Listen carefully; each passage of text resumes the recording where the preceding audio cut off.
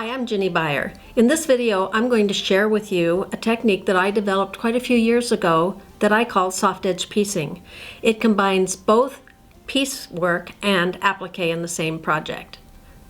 The idea developed when I got a piece of paisley fabric, not this one, but one I had designed quite a few years ago, and I looked at it and I saw these interesting motifs in the fabric, and I thought, that is really a shame to cut the fabric up to fit our pieces, because then you spoil some of these unique effects in the fabric. And we're always in patchwork, we're cutting the piece to fit the shape of the patchwork pieces. Now sometimes those pieces can be fussy cut, such as in this block right here. So I've managed to take one of those interesting fabric motifs and center the design, a mirror image design in the block. And that looks nice, but I still felt we could go a step further. When you figure out making your templates for this, you would look at this whole entire space, and if you have a line drawing or put your templates together, you make a template that's this entire size, and then you add seam allowance all the way around all sides of it to get a template like this. Then you place that template over a mirror image portion of the fabric.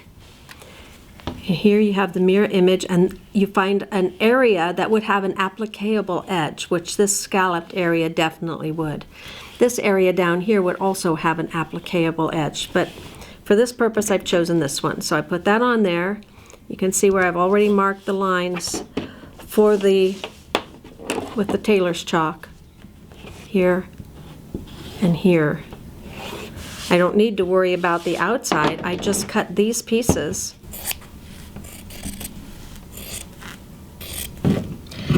I'm just cutting to the template on this part.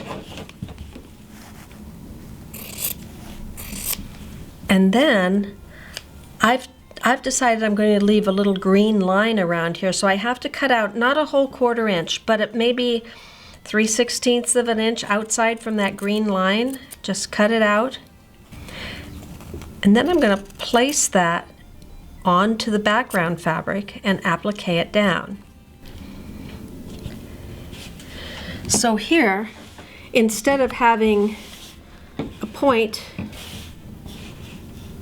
with 2 background pieces, I've got one bigger background piece, and I will applique this to that, and then when I'm finished, after the applique is done, I will turn it to the back and cut away any excess from behind, so I don't have 2 layers of fabric that for that whole shape.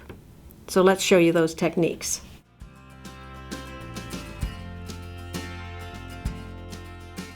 So now let's look at the process that I use for the applique. There's different methods of applique, and you can certainly choose whatever one is your favorite. But since I like to have a line from the fabric design as an edging when I finish the whole process, I like to base the fabric under, so I always get exactly that line that I'm after. So I want that green to show, so I based from the top. I put a knot in my thread at the beginning, but I don't knot it at the end. So when it's all said and done, then I can just pull the knot out. So I just turn this under, so a little bit of that green line is going to show, and I'm just stitching the edge under. And this is just a very fine edging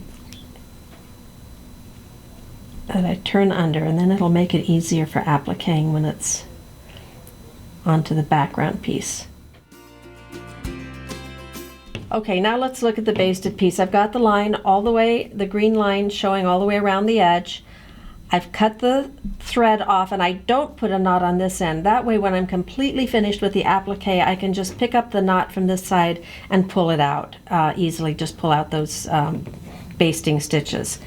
Now I take that piece and I put it onto the background piece like this. Make sure the pointed end lines up exactly, and then I'm going to pin it in place carefully,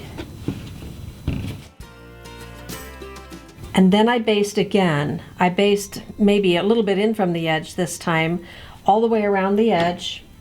It doesn't have to be anything special, but just to hold it in place so you don't get any slipping while you're doing the applique. Once again, I'll make a knot in the thread, but I won't knot it at the far end when I'm finished. They don't have to be super tiny stitches this time, just enough to hold this in place.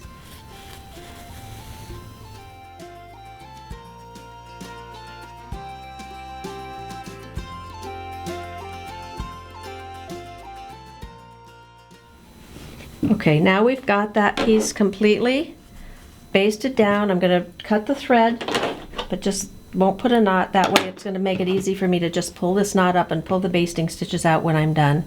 And now I'm ready for applique. What I like to use for the applique is silk thread. You find a silk thread that's close to the color of the piece that you're appliquing down. The silk thread is really nice because it becomes virtually invisible.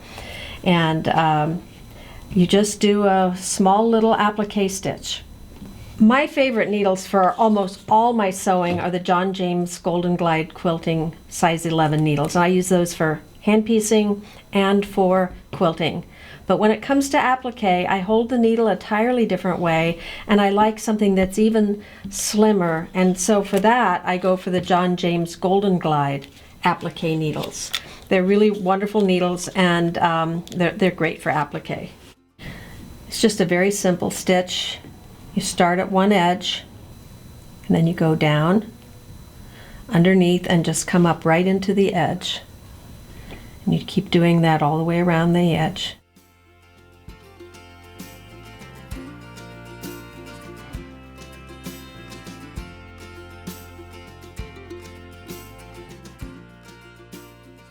And you just keep going around the edge, being careful when you get to the corners to tuck in any little bits and ends that you would see. When it's all done, you'll see your applique stitches around the edge. Pull out the basting stitches, press it, and there's one last step you have to do before you're able to go ahead and sew it into the block. So the last step is we need to cut away this excess fabric from behind so that the front piece that we've just appliqued on becomes the main part. I don't like to go too close to the edge of where I did the stitching, kind of leave maybe a 1/4 of an inch or so. Make sure that you're cutting carefully so that you don't go through to the front part, then you'd have to applique it all over again, and then you wouldn't be happy. All right, there you have it.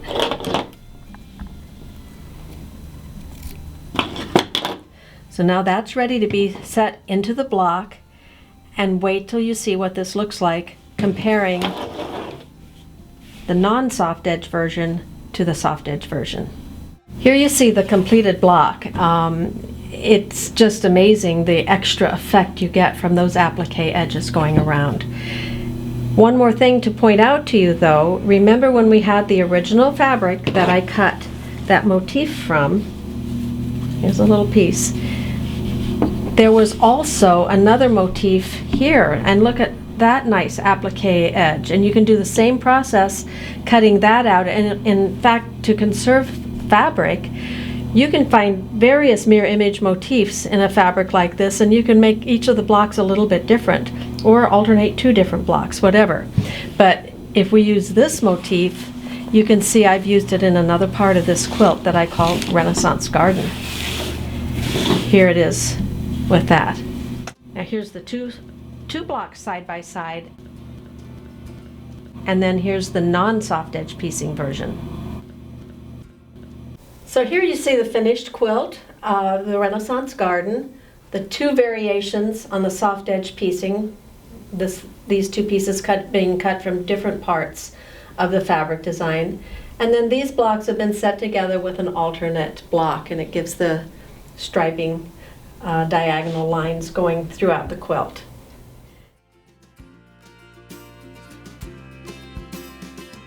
So just a word on how do you look for places where you can do a soft edge piecing technique. For example, in this block, the Renaissance Garden block, you see these nice points here, and you've already seen how we've taken a design motif from the fabric and changed it into a soft edge. You could also add something, if you wanted to the corners, doing an applique in the corner pieces. I have done blocks where I have broken up the center and appliqued to make it like triangles, but they're not really triangles. You know, applique a technique here. Let me show you in a pieced block that I did, and experimenting with all kinds of ways to do soft edge piecing. The center square here was actually 4 triangles of a border print, but I cut the inside part of each triangle out to allow this curved design effect. This is often really nice if you wanted to do a pretty label for the back of your quilt. You could do a soft edge piecing block like this and then put your information in the middle, or a signature quilt where you're collecting signatures from friends.